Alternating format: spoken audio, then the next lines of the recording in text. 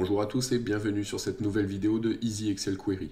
Aujourd'hui, nous allons reprendre les bases sur un outil très utile et incontournable pour l'analyse de données, Power BI. Quels sont ses composants?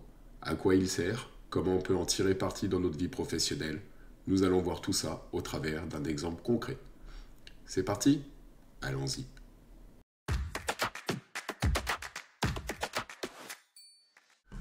Je suis ici dans l'interface de Power BI, donc lorsque vous l'ouvrez, donc vous voyez je suis sur un sans titre, vous tombez sur cette fenêtre.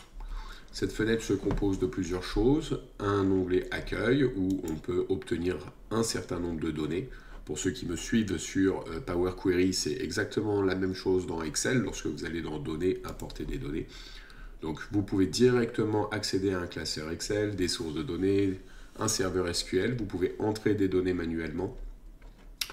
Vous pouvez donc accéder justement à l'éditeur Power Query au travers de ça, créer des visuels. Vous avez sur la droite ici un certain nombre de panneaux. Ici c'est si vous voulez appliquer des filtres particuliers. Ici c'est si vous voulez appliquer des visualisations particulières. Ici vous retrouverez vos données des tables que vous importez. Sur la gauche, vous voyez ici, nous avons l'onglet d'affichage du rapport. Ici, vous avez l'affichage de la table. Et ici, c'est lorsque vous voulez construire un modèle de données avec donc, des options qui vont changer sur la droite. Je vais me concentrer aujourd'hui surtout sur l'affichage du rapport. Import de données, on va faire quelque chose de très basique, un rapport très rapide qui nous permettra de voir les différentes composantes de Power BI. Vous êtes ici sur le desktop.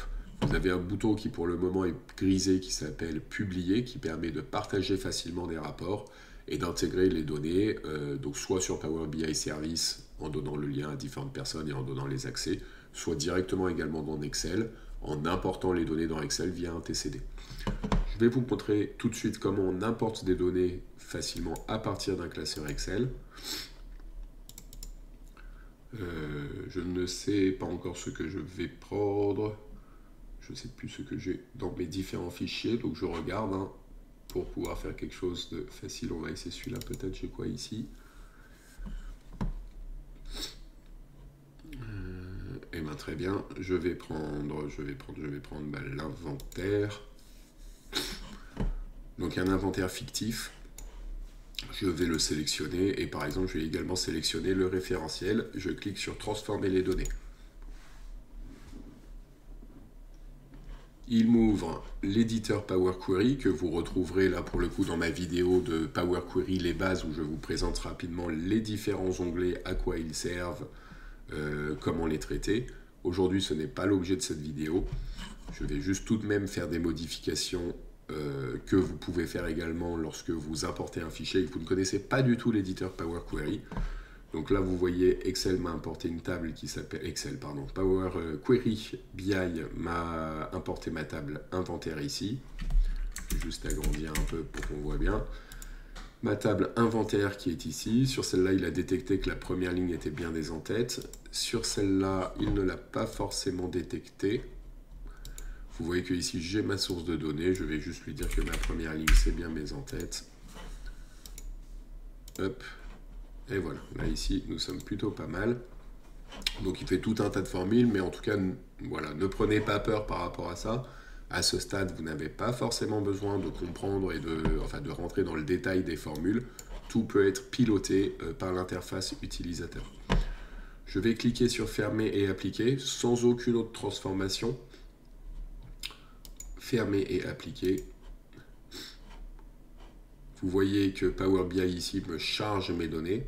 Il me dit OK, maintenant tu m'as chargé une table sur la droite ici. Est-ce que je peux agrandir ça? Non. Bon, c'est pas grave. Sur la droite ici, vous avez donc ma table inventaire, une table référentielle et un panneau pour les visualisations qu'on retrouve ici. Si je clique sur la petite flèche vers le bas, j'ai les différentes choses finalement présentes dans mon inventaire. Et si je clique sur la petite truc du bas ici, j'ai des différentes choses sur le référentiel. Ça, c'est sur ma partie affichage, si je puis dire, où donc je peux créer ensuite des tableaux de bord très jolis. Je retourne sur l'affichage de la table que je vous montrais tout à l'heure. Je clique dessus et là, j'ai mes données brutes telles que je les ai importées avec mon inventaire et ici, mon référentiel. Ici, je vais avoir le modèle de données. Qu'est-ce qu'on appelle le modèle de données? Pour le dire simplement, c'est l'équivalent quelque part d'une recherche V. Ça me permet de faire des recherches V. Je vous montre pourquoi. Je prends ici mon référentiel, je vais le mettre en haut par exemple, où j'ai donc un certain nombre d'informations sur mes titres que je n'ai pas ici.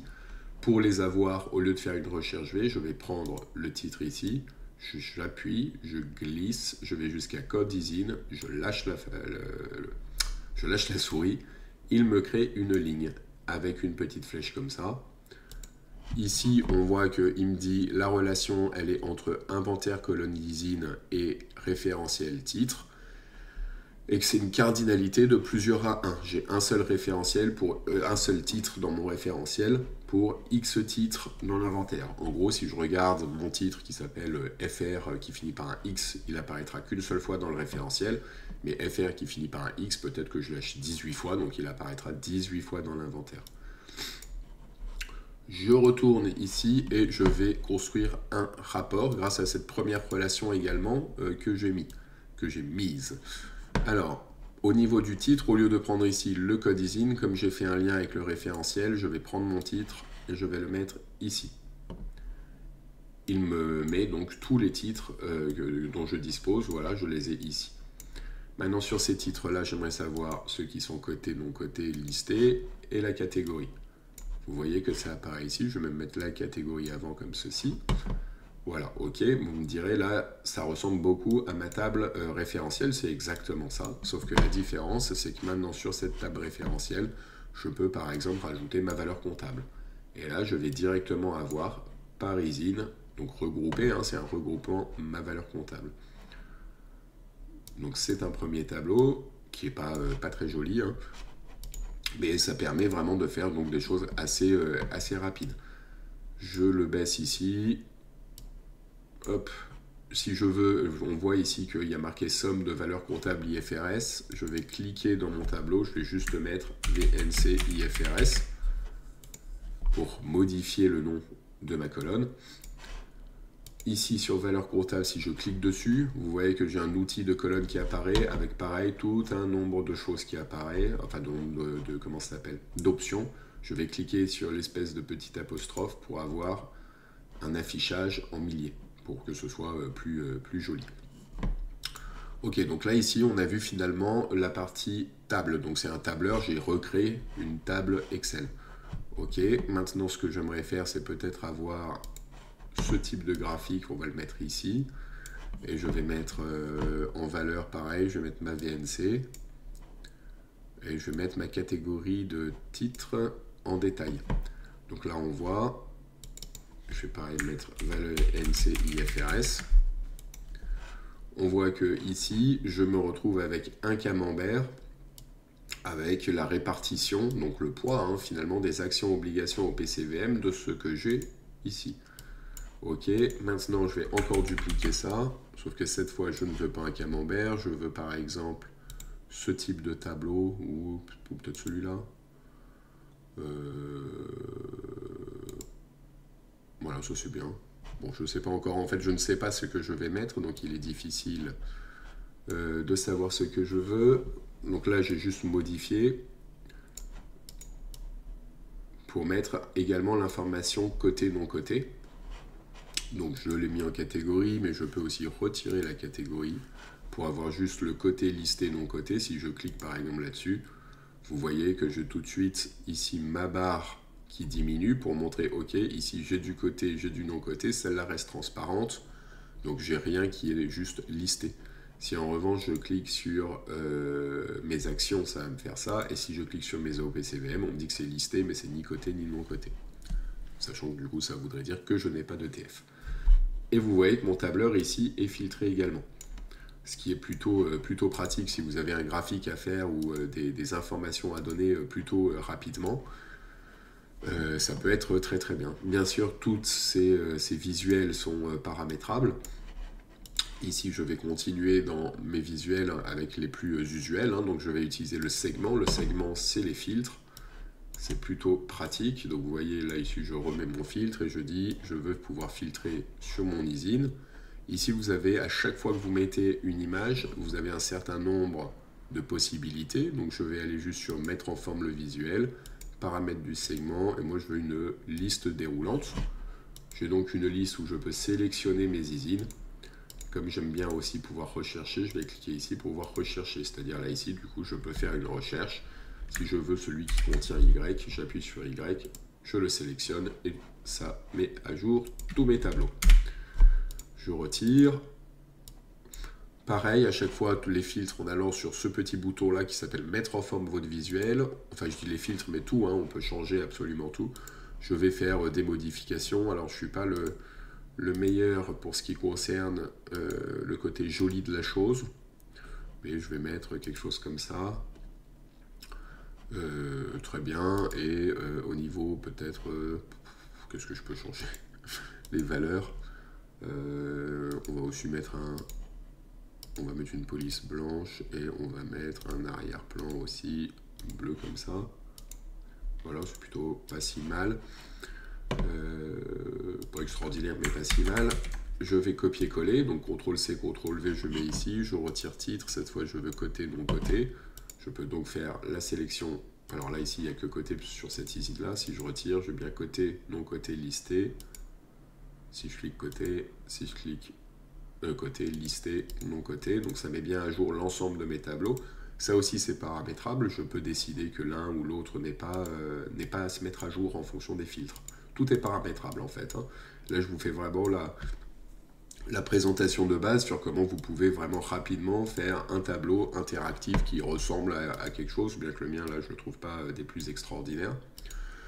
Qu'est-ce que nous pouvons faire aussi? On peut rajouter une petite carte, par exemple. Donc ici, je vais peut-être plus la mettre. Hop. Je vais mettre une carte ici. Donc une carte, c'est juste quelque chose, encore une fois, de visuel pour vous donner quelque chose voilà, comme vous voyez, une information claire. Donc là, ici, j'ai directement le total, 1 million, c'est somme de valeurs comptables IFRS. Donc on a dit VNC IFRS. Je clique, copier, coller, parce que j'aimerais aussi avoir mon prix de revient. Donc ici, on voit qu'en l'occurrence, j'ai 1 million. Ici, je vais mettre prix de revient.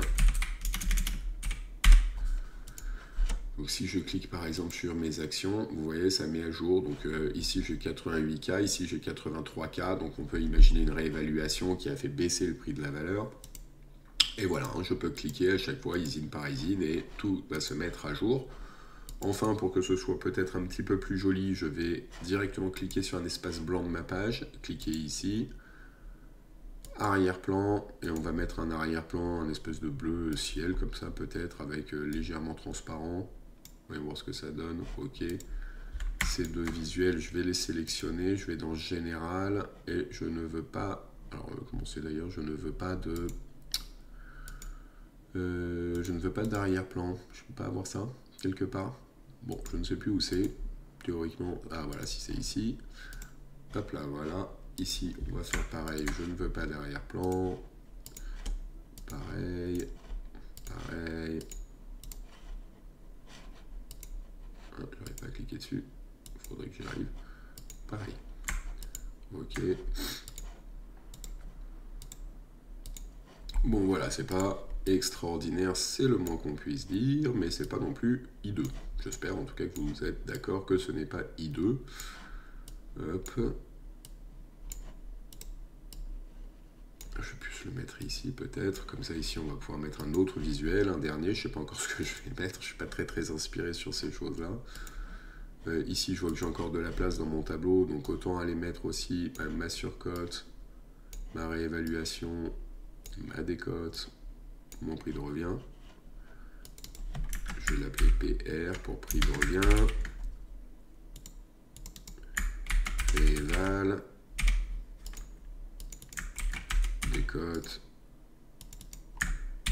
Surcote. Ok, et ici je vais mettre un dernier tableau. Qu'est-ce que je peux mettre? Je vais mettre un truc comme ça. Donc un entonnoir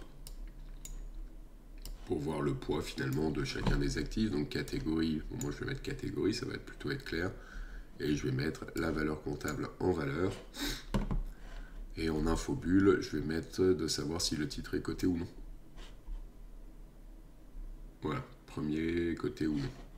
Peut-être pas coté, je vais plus mettre le montant de la rééval. C'est bien ça. Somme de réévaluation, oui voilà, très bien. Je vais retirer également, comme on a fait tout à l'heure, l'arrière-plan. Et mon titre, il est pas très beau à ce niveau-là, je vais le retirer. Bon et voilà, là ça commence à ressembler un tout petit peu à quelque chose. Bien évidemment, ce tableau est très moche, il y a énormément de choses encore à faire. Mais voilà, si je veux cliquer sur mes instruments listés, je clique dessus. Comme vous voyez, tout se filtre, je reclique, ça se défiltre. Côté, je clique dessus. Tout est interactif, je n'ai rien fait de particulier là-dessus. Voilà, les tableaux communiquent entre eux et bien sûr, vous pouvez faire ce que vous voulez après dessus, laisser libre cours à votre imagination. Alors, je vais maintenant publier. Donc, j'ai enregistré mon classeur Power BI débutant. Je clique sur publier. Il me dit où tu veux le publier. Je vais aller dans Easy Excel Query. Je mets sélectionner. Alors, je l'ai testé juste avant, donc il me demande est-ce que je veux remplacer le fichier. Je vais cliquer sur remplacer.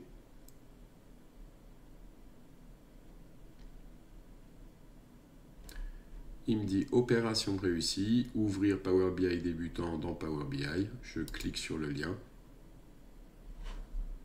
Je retire tout ça.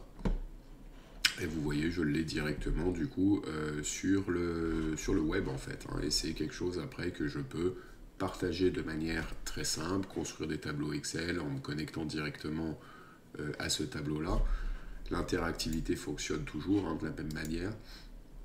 Ce que vous voyez là, je peux également l'envoyer sur un téléphone mobile via l'application Power BI, ce qui est très pratique, notamment si vous devez envoyer des rapports à des exécutifs, ils ont directement leur rapport sur leur téléphone portable, à condition bien entendu qu'ils sachent s'en servir. Qu'est-ce que vous pouvez faire également? Si vous retournez sur Power BI débutant, là je vais retourner sur Easy Excel Query. Il m'ouvre cette fenêtre-là et ici j'ai mon rapport Power BI qui est donc finalement l'équivalent du desktop. Si jamais je le perds, je peux toujours le retélécharger et je peux à partir de mon rapport analyser mes données dans Excel. Il me crée mon fichier, je vais l'ouvrir sur le web, activer le contenu. Et là, je me retrouve avec donc, les deux tables que j'ai importées où je peux faire un tableau Excel, tout ce qu'il y a de plus classique. Sauf qu'il est tout de même connecté à Power BI.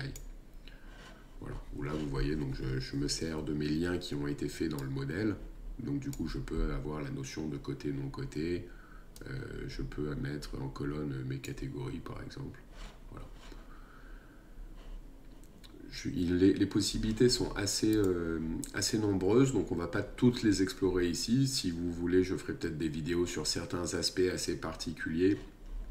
Pas tout de suite sur le service, parce qu'à mon sens, il faut déjà maîtriser d'une part Power Query et d'autre part les modèles dans Power BI pour pouvoir faire des choses un petit peu plus compliquées. Mais je pensais que c'était important que vous puissiez voir les capacités avec finalement peu de compétences sur l'outil en termes de génération de rapports. C'est-à-dire que si vous allez là-dessus et que vous le travaillez un petit peu plus que ce qu'on a fait ensemble en 10 minutes, vous pouvez avoir quelque chose de très sympa dans PowerPoint par exemple. Et vous pouvez connecter d'ailleurs votre tableau à PowerPoint pour qu'il se mette à jour de manière interactive. J'espère que cette vidéo vous a plu. Si c'est le cas, n'hésitez pas à liker, à commenter et à vous abonner à ma chaîne. Et je vous dis à bientôt pour une nouvelle vidéo.